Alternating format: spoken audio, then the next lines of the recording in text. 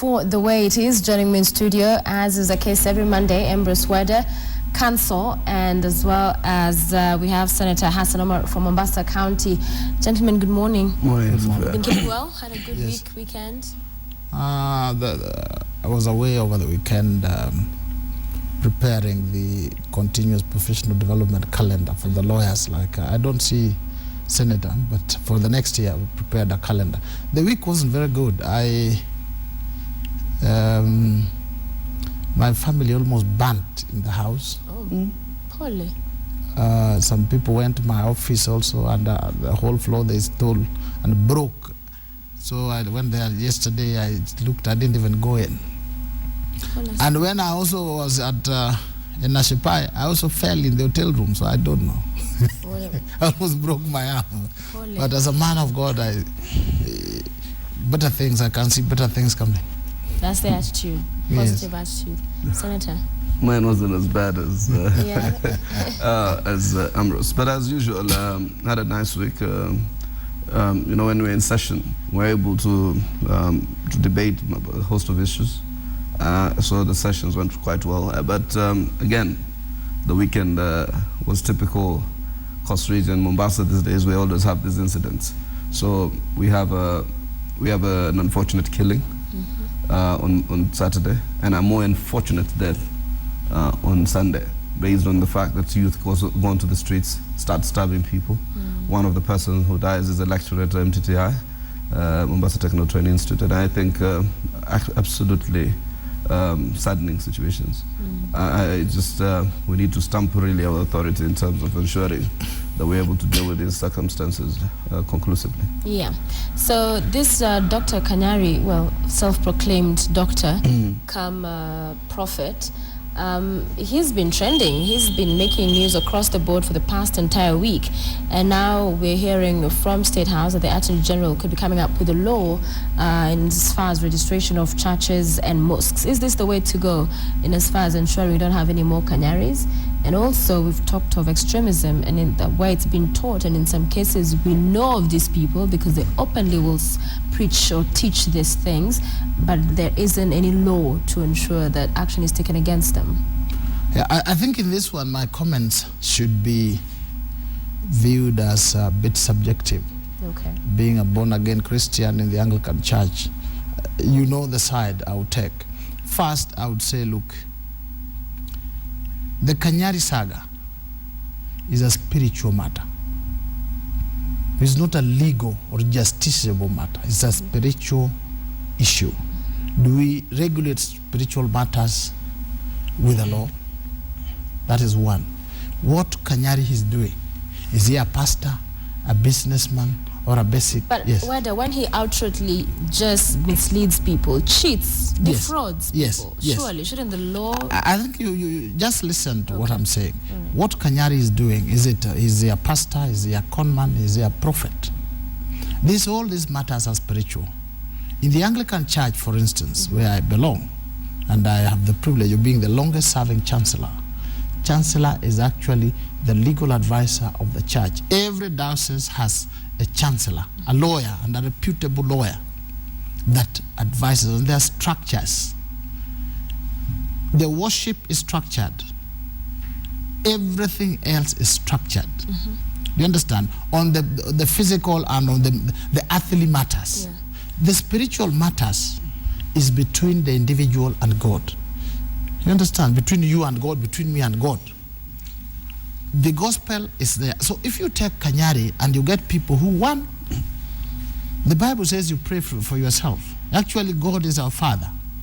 And if you have a problem, you approach your father and you ask your father. Now, some people are so lazy that even approaching their own father to ask, they don't want. They want other people to do it on their behalf. They want Kanyari to do it on their behalf. So what does Kanyari do? Kanyari takes advantage of that. Secondly, there are people who want instant coffee miracles. They do not know that you have to work for the miracles. You have to go for it. So what do they want? Because Kanyari tells them, my instant coffee miracle is 310 shillings. Okay? Or I touch you or I kiss you and it comes. So the people are vulnerable. Either themselves, they also don't understand God, and they find people calling themselves pastors like Kanyari. So it's not his fault, it's the people's fault. They're allowing It is them, they're both. putting themselves in that position. They are putting themselves in that position. Kanyari, on the other hand, has seen a window. And he's exploiting. So what he's doing, he says the best way to use this window is to call yourself a pastor. Because when people say you're a pastor, then they think you are next to God. In fact, you are God himself. So for you, no law should be put in. You cannot regulate spiritual matters with the law. And let me just add, when you use the example of Kanyari to regulate religion. Remember, there was a time in this country during the regime of Moi when it was only the church, the Muslims, and the Law Society who could stand against Moi. If at that time there were formal legal regulations, Moi would have used them to silence everybody. People like Kanyari, they are lost. If I tell you that if I touch you and you give me 310, you'll see miracles, and you do that, I'm obtaining money from you by false. The laws are there, but if we allow this window, we are actually allowing government to come in to regulate churches and mosques and so on, which is very wrong. Which is wrong. Senator, what are your thoughts? I'm quite not an expert in this matter. But even from the mosques, from a just a personal opinion point of view, first and foremost, like Ambrose Weda here at Council, I will also be very subjective. I think the Kanyari saga was not shocking to me at all. It wasn't? Because we don't believe in miracles ourselves. Okay. Therefore, I mean, this whole, theatrics that someone can touch you and you get healed. I mean, yes, people do believe in it and we respect that, right? So, but that said and done, whatever was demonstrated by KTN was what we actually thought for a long time did exist, that some of these whole incidences were stage managed. And it did need a fallout from within the church for some of these issues to come to fore. I am personally a person who believes that the state must have a very limited role in the regulation of religious institutions. I think what we need is to just use the sufficient legal machineries that are present and available to us to deal with any form of illegalities. Like we've just seen the inspector, the office of the deputy, the director of public prosecutions, did order that Kanyari be investigated for obtaining money by false pretenses. And there are quite a number, I think, of legal issues that might arise from that particular instance. But this reactionary kind of attitude that now State House directs, that there is a now whole regime of law. And as I said, as well put, is the more you allow state to regulate certain industry or certain formations of our society, the more you allow certain elements of control and manipulation, and particularly the religious societies. So what I think needs to be done is for leaders in this and other organized religious organizations on all domains of religion, NCCK, the Catholic Justice and Peace Secretariat, and everybody else must be able to come through and see how best to ensure that they maintain the sanctity and credibility of religions. The Anglican Church is an extraordinarily established institution, and therefore they need to know they need to put in machineries and measures that will be able to evaluate those who are genuine from those who really misrepresent the religious societies. At the coast, we've seen some issues with the mosques, people coming in. We've had extremist preachers that are known. What do you think, in as far as that needs to happen? Can there be regulation because when you have people that everybody knows what they're preaching really is not leading anyone to the right things, it's blatant, unlawful or leading to violence, can that be regulated?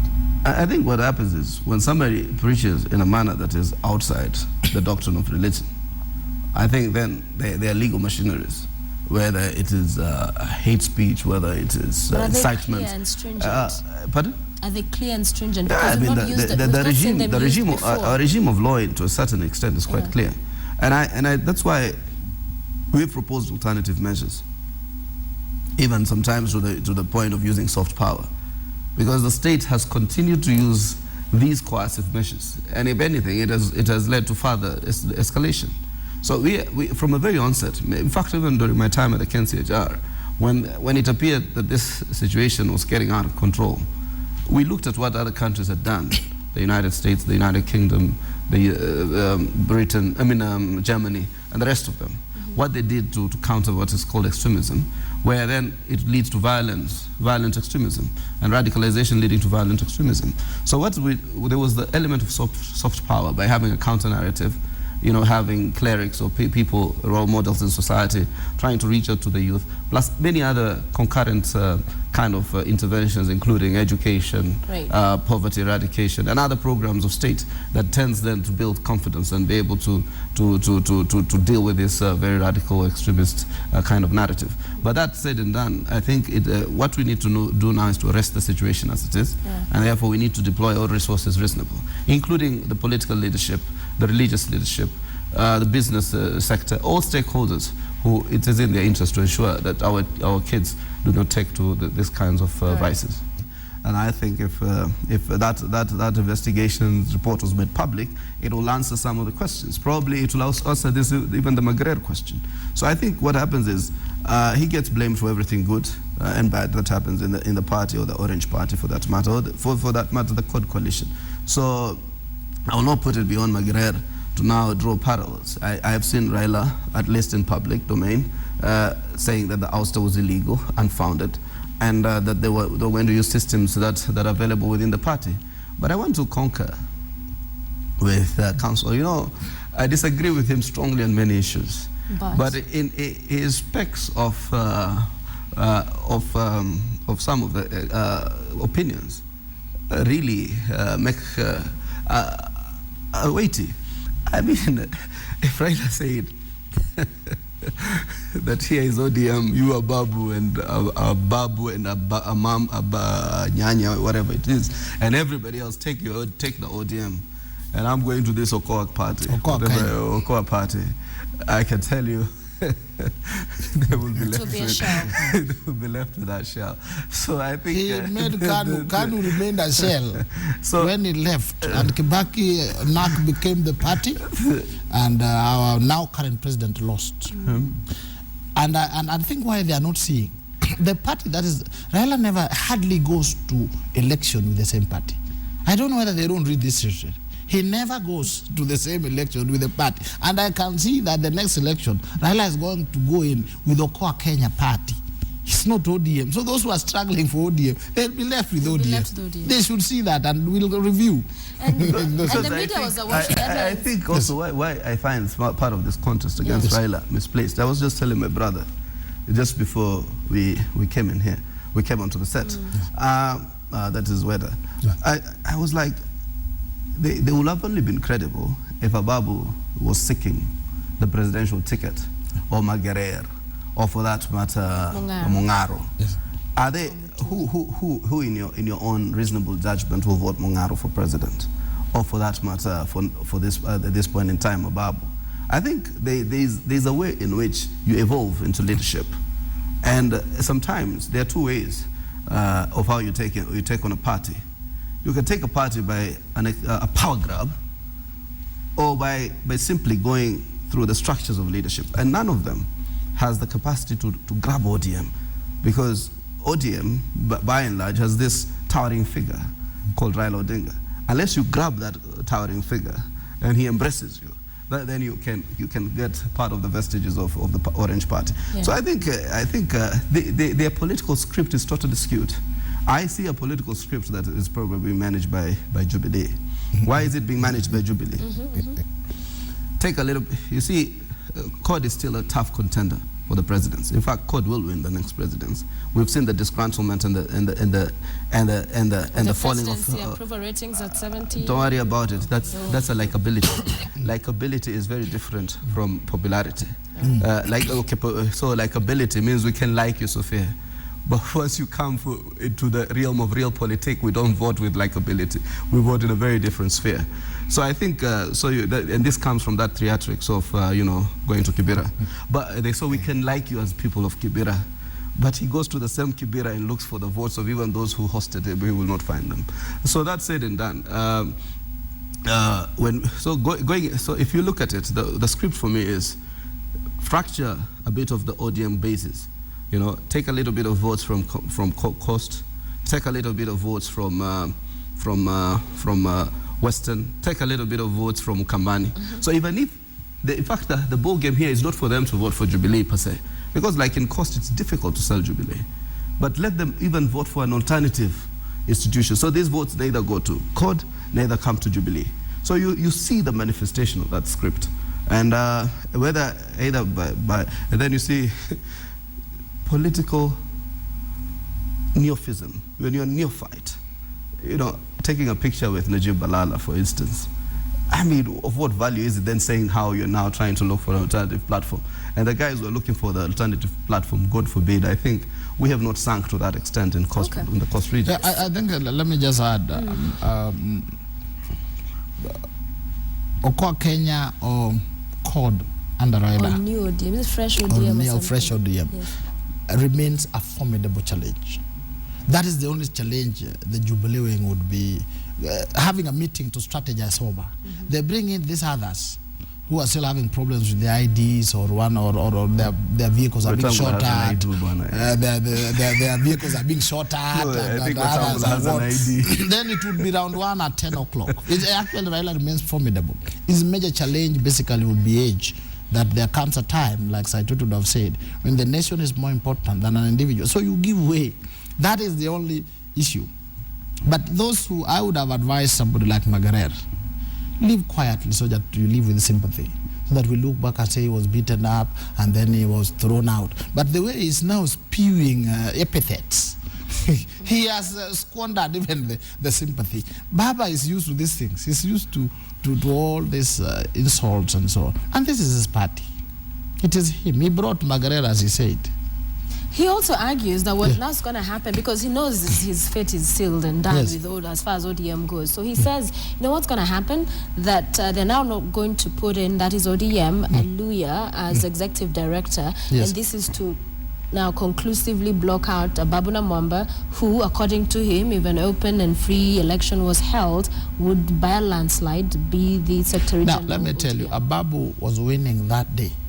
Not today. That day, they were sleeping under Baba. And what they didn't know is the Baba can go to any extent. So they were stopped. The day they were stopped, Ababu should have changed the script. It should have been his student.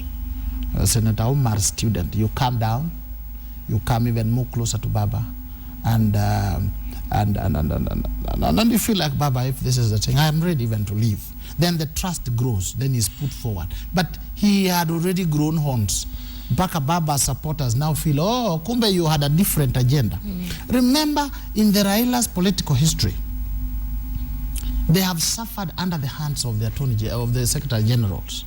The late Martin Shikuku, God rest his soul in eternal peace, left with a certificate of the original Ford, thereby derailing and leading to the split of Ford. That explains why Professor Nyong'o, despite Raila Odinga being the party leader, is the Secretary General of ODM. Inside at home, so that even if he tries to be clever, we can force him in the village to toe the line. So Ababu got it wrong. You can see, Mheshimiwa Joho, he came under Baba. So it may not surprise you that Joho may be given the seat he wanted. Ababu, let him come to Jubilee as quickly as possible. He may be more senior there than there. But on the other side, he could have us. I think, I don't know what student is talking about. He says, Bobo should have been my student. You know what I know is that Raila, Orengo, Kalonzo, Wetangula are far more senior politicians than myself, even in terms of their professional standing. They are a bastion of knowledge, even sometimes when you sit with them for an hour and a half, just talking about so many general issues. So for me, I decided to use this opportunity also as a learning opportunity. So I spent a lot of time with these gentlemen and some of the women. so that I can just be able to know some of the intrigues. What happened at Fort Kenya at this point in time? What happened in 1992? You ask them any question, it almost replicates or relates to the situation as we are today. So but I'm a fierce also opponent internally. Internally, I do make my when I rant, I will go to Upper Hill and tell the Prime Minister this is what needs to be done, and that's my position, and this is our position. So they're channels, because I am young, I'm a year or two younger than Fidel. This is close to my father. There is also African virtues and values that guide us. So you don't necessarily all the time throw barbs at him. You know, I know there was a day somebody insulted Raila in Mombasa, and the entire crowd there was not about the insult to Raila. It immediately was a different issue. Yet some of the issues that he was saying might have been legitimate. So I think we also have to play to that gallery of the value system that guides this society. So I think we're all the time trying to insult Raila Odinga is not necessarily a virtue that we hold per se. So I think they should have used a strategy where they could have drawn from the legitimacy of Raila Odinga, the knowledge of Raila and his coalition leadership, and therefore then, in fact, also, I think in that very own, I can tell you this for free, the coalition itself is strategizing on rebranding, and about rebranding is about bringing in a more vibrant young leadership. Yeah, and I think these will have been the principal beneficiaries of that rebrand, because Ababu was this team, what was it called? There was a team that went around the election, the 5-6 people. 5 choppers. Yeah, that is Ababu, Joho, Kingi, Mili, Margaret Wanjiru, I forgot its name, or Reloaded. You know, there was a Reloaded or something like that. So I think there was always a certain soft spot within that. But I totally agree. Let the elections be held today. I can tell you for a fact, within the ODM rank and file, Ababu will be lucky. I doubt whether you will enter the stadium. I doubt that. That picture which was taken. That is my home. Those are my brothers. I've been with them all these years. I know. You know, whether you will enter the stadium. You don't see that happening. I don't see it. So unless I will advise him and tell him, my brother, are you going to that stadium? Please don't go. Do not. Don't dare. The picture was taken in Mombasa. Babu na Mwamba there, Magirer, Mungaro, Mutua. Seen as a strong message, and Namamba was quoted as saying that Raila needs to put his house in order. And then on the other hand, you had Buka coming out to claim and say that he's now the acting exec director. All these things happening. What is the message? What is the underlying theme? What is this that the people in ODM that are dissatisfied seemingly, and we'll talk about Onyonka and Kidero on the other hand, what is the message that's been sent? When I saw that, my heart bled for Mutua. Oh. That is my president. After President Uhuru and then President Ruto, then my next president is Mutua. Now when I saw him now gathering with people who are just frustrated, they are frustrated where they are because they are playing the game wrongly. In fact, he's the one losing because they are dragging him to their own frustrations when they have caused their problems. They have just said that he should have got. You have heard the lecture that the Senate has given. That lecture he should have given to Ababu Namwamba, and he should play this tape and get that lecture. You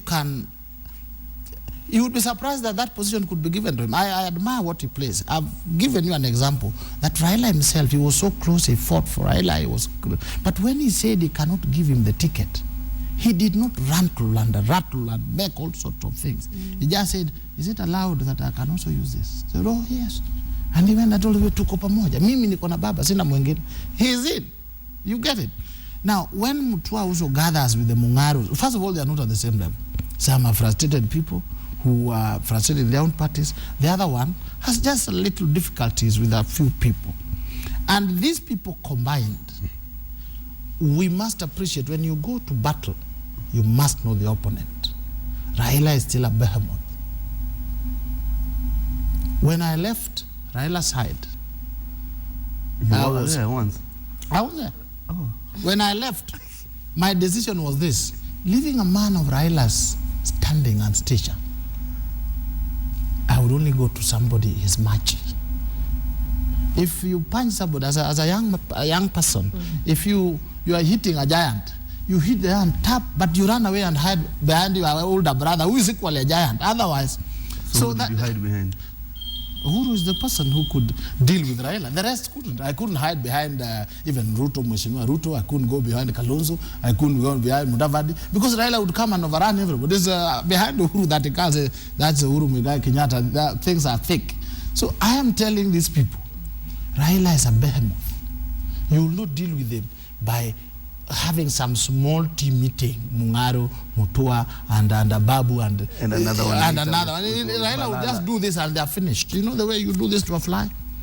Either they come direct strictly under President Uhuru and stand behind, so that when Raila comes, say we are a team, or they remain there. Otherwise, they'll get lost in between. Okay, Senator. I think whenever people do not have state power, you become disgruntled. Somehow, this what the script that is playing hardly dazzles me. It is something that is expected. In fact, CORD as a coalition has done much more, even by virtue of the Political Parties Act and many other interventions that we've had over years, to forestall, complete disintegration. If you look at KANU, the party, KANU decimated the opposition at after every election. Right. They will buy off almost all the opposition legislators and get them to cross over. That's always a characteristic of the party in power, particularly in Africa. People think you're almost condemned when you're in the opposition. I don't feel it. The opposition is an institution recognized in the Constitution. Opposition is provided for as a check and balance and the government in waiting in the constitutional arrangement. And that's why when you look at how our democracy is organized, it recognizes the opposition. But I think when you don't have the ideas, the grit, the capacity, opposition politics require a certain energy. You need to have a certain energy and a certain fire within your belly to be able to constantly, be able to check government. But if you look at the galaxy of people who opposed who are discomforted staying in the opposition ranks, they have never been in the opposition. They lack the education, the idea, the alternative agenda to check government. Because I believe I have an alternative agenda that is distinct from that of the Jubilee coalition. It has nothing to do with me being personal about Jubilee. They don't just represent what I represent. So that said and done, I think in the totality, what is happening is an attempt by every ruling coalition or ruling party to decimate the opposition. But I think right now, CORD is becoming an idea. And that idea is now also trying to preserve itself. And in that preservation game, I think the faster some of these elements leave, because Babu said CORD has been taken up by hooligans, or is it ODM? But also there is a way in which they should also play ball in terms of strengthening the coalition and the opposition. They have been the cancer that has been malignant in terms of constantly weakening the rank of the opposition. And I think what happens is when you're in a tussle of this nature, I think what we are doing will even serve former opposition parties that will come. Jubilee will be in the opposition in 2017. This will help them because we will have set for them a standard in terms of how oppositions must operate. So we'll not be poaching Jubilee members of the National Assembly or senators or governors to tell them to say all these nasty things. We will not go to the URP executive director or TNA executive directors who say those parties are dead, and therefore, and then tell them that Uhuru is a tyrant. So we will play the opposition on politics in a democratic framework that everybody then is able, to know that being in the opposition is not a death sentence. Let me just clarify one thing. I believe actually sometimes it is good to hide when you have problems, pretend. But how Jubilee would come into the beating of Margaret and its epithets, I don't understand. How it would come into the Babu na Mwamba saga, I really don't understand. If the men in black were from Jubilee, you'd understand. But it's good to tell the public that this is the hand of Jubilee, and therefore we are ready to replace them. I believe you can replace Jubilee, except it's a tall order. You have to prepare. Natuko tayari. And with these problems of the Nyonkas and the Babus and the Margarets, and the time is over. Yeah. But prepare another leader. It don't mean necessarily. If you look at who is the inspiration behind Mungaro, it has always been Jubilee. look at it very critically. In fact, he keeps claiming how he is a friend to Uhuru Kenyatta. They go and share some pleasantries. I doubt whether he has greeted him in the last 3 years. And that's what he says. You know, there is always that link drawn to Onyonka and Jubilee, and you know, so therefore the script is just manifesting itself. And I think it's not a question of saying that Jubilee facilitated that meeting, but you see, when Balala then appears the next day to offer them the platform, it now seals the script. Balala is a great man, but a good political schemer and an actor. The TNA Secretary General Onyango Law, alongside other members of Parliament from TNA, came out to criticize Kidero, the governor of Nairobi County, saying that on one hand he'll cozy up to the president, and on the other, when things get thick, he'll then run back to Raila Odinga. And also they're not too happy with the Harambes that he's conducting all over the country. Who's criticizing? It was Onyango Law, who's TNA Secretary General, and other members of Parliament from TNA. So they're saying, instead of putting house in order, that's Nairobi County, he's all over, and Nairobi County has very many Harambes perhaps that are happening, but he's been traversing the country. He was in Kisii, was it? I think with Onyonka, that part of the country, in another Harambe. So first they have issues with that, the Harambes elsewhere, so he's seen as trying to build a different political stature for himself, other than just focusing on his mandate now. And two, that they bashed him for being seen to cozy up to Uhuru Kenyatta, the president, and then when things get thick and there's a lot of, bashing coming his way from his people, then he quickly goes and retreats back to Raila Odinga. That's why I respect Onyango Law and people like Amru Sweda. Onyango Law, though, is just like Maguire, no impact where he comes from, but very, very important in terms of, giving that face that we are a diverse party. I think that those statements from him are quite unfortunate equally. I think the temptation by Kidero to join Jubilee is very glaring. Okay. So but then he realizes, but then he has to subject himself to an election. And no, when you win with a 40-50,000 margin to become governor of Nairobi, you do not want to go into an election. In fact, that 50,000 can be eroded overnight. So those are very narrow wins. And there's a cosmopolitan county.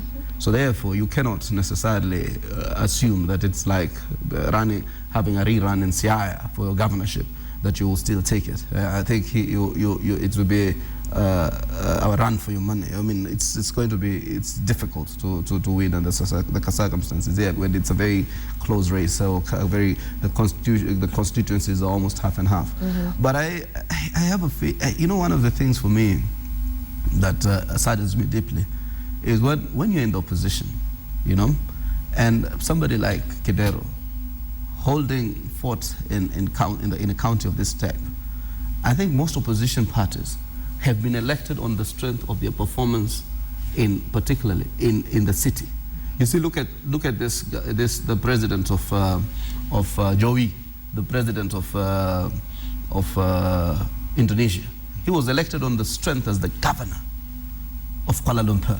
That's where Erdogan, who's now president of Turkey, he manifested himself when he was mayor of Istanbul. So I think when you sit in such a citadel of the economy, you are able to demonstrate that you have a certain gravitas and you give life to the opposition parties. For Kidero to ping pong, it creates ambiguity even in his character. Yeah. And I think when you want to be president, which I think I reasonably believe he does, sometimes presidents take positions, no fence sitting. If you look at people who've wanted to be presidents, they have gone almost, head on. He's building more of a watermelon than a decisive person. And I think it's a very wrong character to follow. 3 things you have issued. Number 1, Harambes. I think, I'm a keen supporter of Harambes. I think there he's doing a good job. He should continue, except he is contravening the law. He's a public officer.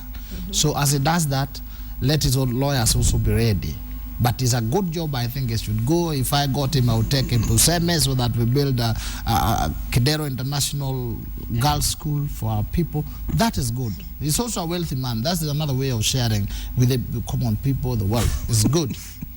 Coursing around with the president, I think, as the person who is a governor in charge of the seat of the president. State House is in his county. The president is his constituent, is his county man, and so on. It is good. They must have a working relationship, and he should be close to the president, and we should work with him. To the extent that he appears like he's betraying his party, that is dishonorable. Working with the president does not mean you betray your ODM counterpart or Raila. You can work. And I thought Kidero would do a mutua as a governor, so that if he wants to be president, his action, his conduct, his achievements in Nairobi would speak for themselves.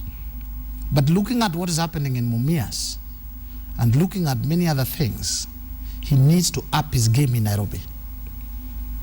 We are still having basic problems with garbage, salary payment. These basic things are in fact giving the president a minus, that your friends are not performing. And then so we are saying there are things he's doing well, good. He can maintain these relationships, do these harambes, but still not appear like he's betraying his squad team. Should tell them, I must work with the president. He is my countryman, and there are things I need from the president. But of importance, he must up his game. As we talk today, his performance is one thing. He should get down to work. As he does big harambe in Luland, another one in Kikula, and another one in Mombasa. Another one in Nairobi another County, one perhaps? in Nairobi County. But the work also, people are saying, hallelujah, right. Praise the Lord for Kidero. For now, Nairobians are saying, what did we get? That's exactly what I said. The theatrics. Ultimately, it's about results. And then number two, Macharia Gaido, you all know, distinguished writer, former Changes alumni. So asked this question in one of his articles. Why is Kidero was elected in Nairobi County? Why is Harambes the overwhelming majority in Luo Nyanza? The overwhelming majority of these Harambes are in Luo Nyanza. He said if you wanted to really be the Harambes to be taken with a level of sincerity, why don't you hold them in Nairobi County? You just Google Macharia Gaido Kidero Harambe, you'll find that article. You'll find that article. Okay, let's talk about security, Sam. And Kapedo operation still ongoing. Some leaders have come out to criticize the same, and as far as still having KDF there and then being seen to lead operations. But on the other hand, the CS, Interior, Olelenku, and other officials from other security agencies, I think they're representatives from NIS and others, I think anti-terror unit, are in Israel for a homeland security conference, I understand. What lessons perhaps do you hope Olelenku and Co will learn from Israel in as far as security? What lessons can be learned from that country? Let's start from Kapedo. What I gather from Kapedo is that there are some recoveries of the guns and some work is going on. But what is distressing, they are doing what was done in the 60s, where if something big happens in a community, you beat up a president or you... I remember the day after the late Dr. Uko was buried, I was in college and I went to sleep in town. They swept, the GSU swept the town, beating up people, everybody indiscriminately. I see that that is what is happening in Kapedo. After 50 years, it required that you single out the wrongdoers, gathering intelligence, gathering people together and interviewing them. There's no way you justify a burnt house. How does it help you to recover a gun? How does it help you to it's either to get terror, to create terror, which happened in the 60s. I think to that extent that they're meeting violence, that is distressing and it is wrong and it is unintelligent. What our people have gone to do in Israel for a conference of 1 or 2 days, before you settle in the weather, the climate, the foods, the whatever, you are in your next flight. If these people want to learn things that will change this country, Let them go 1 or 2 of them a month, 2 months. They learn a whole program. Then they come and implement. What they are, I've attended many international conferences. Many. I've even delivered in conferences, motivational speaking. I was supposed to go to Australia. You go there, you land in, you go into your room, you go to the gym, you freshen up, you come out there, you speak a lot of English, you come out. There's now landing. So I don't think what they are going to do, other than earning allowances and saying we are in Israel. Security things are not learned. The Israelis don't allow you to get into the nitty-gritty in a day. You'll have to go there, they have to do it. So I think it's good they have gone there for PR, but for learning, no. Senator? Did you see the letter about by Ahmed Nasser about we'll get to that about the letter from Ahmed Nasser about Olelenko? Yes. So that's my response to whether Olelenko can really learn anything in Israel. I think, you see, for you see, like, if I take you from a certain diverse field that is not related, the reason why you can take counsel here to a certain conference on a legal conference is because he has a background. So he's able to connect from his days in school to his interactions to his professional life. And therefore now it just gives him a new perspective. Particularly if it's a day or two, it's just about refreshing yourselves, knowing about what are the current trends, network building. But if you if you took Olelenko to a conference on hospitality, he will connect immediately. I'm telling you. But when it comes to security, unfortunately, whether we like it or not, there is a certain missing, background that cannot be learned just by being on the job and being briefed by what to do by Karangi and the rest. It has to be something that you come out with a passion and you have a background knowledge in it. But that said and done, you see, this is what is wrong with the Kenyan society. Did you hear what Council just said? He said, they should not use the 1960s ways of handling the insecurity in Kapedo. They were beaten up after the death of Auko, immediately after the GSU combed this place. I heard Gideon Moi, the governor of the senator, and then I also heard the governor of West Pokot. We speak about these issues every day, about blanket punishment of the Muslim community in security interventions. And everybody thinks it's okay. As they said, what goes around comes around. You think it is right for it to be done to the coast region. You think it is right for it to be done to Somalis in Italy. You think you're bringing in security. Today, none other than the son of Moi is speaking about humiliation of his people. Indiscriminate. Yeah? And we talk about it every day. It's simple. Manage the national security interventions in a manner that meets the expectations of the Constitution. Yeah. And we still speak against that. We are not the type who only speak when our people are the ones suffering the brunt of the security measures. We are beyond that. We will not only speak when it's Mombasa, when it is West Pokot, when it is Baringo, wherever it is. So I think the security machinery must conduct itself in a manner that is humane. They must follow the leads, they must follow the intelligence, they must stop the harassment and persecution of women and children. That the kinds of things that I'm seeing on KTN and other media channels is unacceptable. Right. And therefore I think they must change their ways, they must sophisticate their interventions. And I would send a message. Yeah. I saw in the TJRC report the issue of the Wagala massacre and how some people wanted inquiry, they wanted people punished. I saw the trial of those people who killed people during the Nazis and so on and so forth. Now the laws are tighter, both local and international. Our constitution has ratified all international conventions.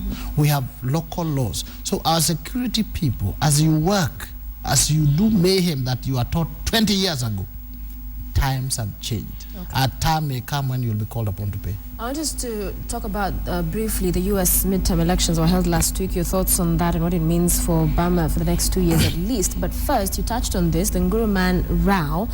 Now, just watching it unfold, especially on social media, Senior Counsel Ahmed Nasir Abdullahi, the CS through his counsel as well, that exchange, I read an article, somebody was talking about how this has taken the whole, he described it as verbal violence, you know, what it is we witnessed. And to hear the counsel use the kind of words he did in response to the cabinet secretary, what do you make of all this? Because it's a matter before court. You're both lawyers. Is this acceptable, this kind of exchanges, this kind of handling of issues on open space? I think personally, I don't take much issue with the contents of the letter. Okay. Which character, for heaven's sake? You know, when you say... What are you smoking over there? Dwarfish and minimalist standing in the Kenyan society, Yeah. which I think sometimes borders on accuracy. I think what has happened, I think Ahmed Nasir is a senior counsel and a very serious lawyer for that matter. I think everything about Lelenku in the social media, in the space of the Kenyan public, is a joke. Okay. And I think he was just, you know, we were asking ourselves, how could we respond? I remember we were sitting with friends, and one of the ones who gave the best answer is what I'm trying to replicate here, is, I mean, who takes Lenku seriously? You know, I called the guy when Issa Timami was arrested, and the response he gave me, no CS will give you such a response. I mean, casual. And Issa, as it will be later on, is acquitted by the very courts, or the courts stops because they keep postponing the investigative element of it. I mean, you need somebody with a certain gravitas. I used to know personally George Saitoti, may God rest his soul in peace. I will call him a security minister, and the response you get, you know, even where you don't agree, it's tough on one way, and you say, Professor, that's not acceptable, Professor, it's like this and like that. I mean, so what happens is, Ahmed Nasir was just crowning the moment that this is a clown, you know. And therefore, I think if President Uhuru Kenyatta is listening, I think it's time to do the readjustments. I don't drop him from cabinet secretary, but maybe think of a way to rearrange so that you put a person who first and foremost will just will the respect of that institution of cabinet secretary for interior. Yeah. So he had it coming. Yeah, I mean, I think what Ahmed Nasir was doing is simply because it was the person of Ole Lenku. If it was you, Sophia Wanuna or Ambrose Sweda, I think it would have been a different matrix or ballgame. He would not have done what he did. He would not have put it in the social media. It says public demand. I think he knew it was sarcastic. It was funny. So I think that's the whole idea. We're allowing people to play on the to clownize. Well, I don't know whether there's a word like that. To clownishly, you know, react to the Office of Interior Security. I've heard my brother here, his TNA Damu. I've heard him time and again give opinion about Ole Lenku. I've not had a positive opinion from the Jubilee Coalition on Ole Lenku. Okay. The only opinions I get which are positive, unfortunately, are from the Maasai community. Okay. Now, I think Ahmed Nasir is a man I highly respect. He's a very brave lawyer. No holds barred. And senior counsel, but judging from where he comes from the way I know him, he knows, and I've told him, his language is uncouth, his character is cantankerous, and occasionally an embarrassment to the council of senior counsels. And I would not advise any young lawyer or my child to use him as an example of a lawyer. That language is unlawyerly. It's an embarrassment. But I understand where he comes from. Larry Mado wants to grow up to be like Ahmed Nasir. Larry Mado says he wants to grow up to be like Ahmed Nasir. Apart from my classmate Ahmed Isaac of IEBC, that's the only person who comes from that language with that region with very, very, very refined language. But Ahmed Nasir talking about Ole Lenku like he's talking about his gardener. We only excuse him because he always talks like that. He told the Supreme Court, "You are a baby Supreme Court," and we said anyway. Times have come when freedom of expression, but at his age, if he has not learned the refined language, something is wrong. What they were battling over is in my view, very small. It did not warrant those insults. Ole Lenku has his challenges, coming from where he came from, and then being hoisted to the most powerful docket. Yes. He has his challenges, but he's learning. Although some people also have a capacity of learning, there's a capacity through which people learn. But Kenyans expect you to learn within a day and act within the next day. That's where give Ole Lenku space. It is a year and a half. The problem is that with space, this is interior. That's a big loss. Property being destroyed. It's a sensitivity of the ministry in which he handles and is leading. That this giving time perhaps. I said you're not like the secretary. I said something here. You're like the head of the liquor licensing board. This is now I said something here, which you people don't want. Let me tell you, just remember Ole Lenku as the minister sat at Westgate, and next to his people, they are giving him wrong information and telling him say this. And you know, as his live, and these are people giving a press conference. Why do we give you wrong information? Because we know how amateur you are. No. You can't. Who is amateur? Do you think? Assume. Put it in this respect. It was put to him. Everything that he said and contradicted himself was put back to him. No. Why is it that nobody? Forget about the Westgate. Did Professor Saitoti or his predecessor, Mishuki, give statements that appeared to be wild and out of character? It is because they knew the characters of these people. You know, sometimes you are given.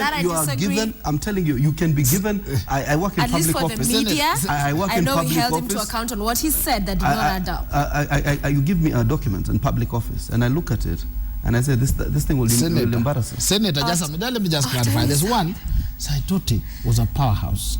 He had shares. Mushuki had shares. But you validated my just point. Just a minute. That's my point.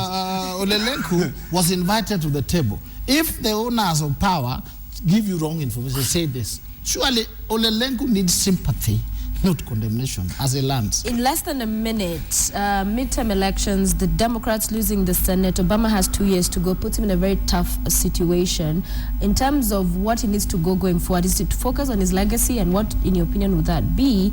And the Republicans said this was a referendum on his leadership. Do you agree with that sentiment? Yeah, absolutely. I think Obama has been on a slippery slope for a while now, since the Obamacare, the goofs that happened, many other issues. I think there was a lot of expectation in his presidency of what he can and cannot do.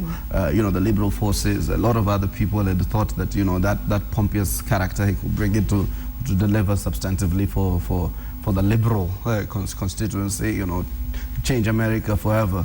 That has all not happened. It just became any normal American president, as we will know them, as it were. So I think it's not the end of the world for him. I think he still has an extra 2 years to rebuild, at least to put Hillary Clinton in a competitive age. If they go with this kind of backlash by the American electorate, then winning, having a Democrat president in the next election will be a tall order. But I think on the totality, he has a legacy. I think first U.S. black president of Kenyan parentage, and many other things that he has also done right. Killing Osama. I'll tell you, number one, Obama took over when the country was in deep depression. Now their growth is about 5.1. Okay. Second, let's look at history. They always vote that if you are president, a Democrat, they give you the conservatives. Okay. If you are in the conservative, they did that even to Clinton, who had done very well. So we are reading this too much, and Kenyans, we are reading it more because we are disappointed. Obama should come here. We are waiting, and if he comes after his presidency, we will throw stones at him. We need him to come when he's still president. We want so let them get that. Did you hear the threat to the American president? Thank He you. will be the former president.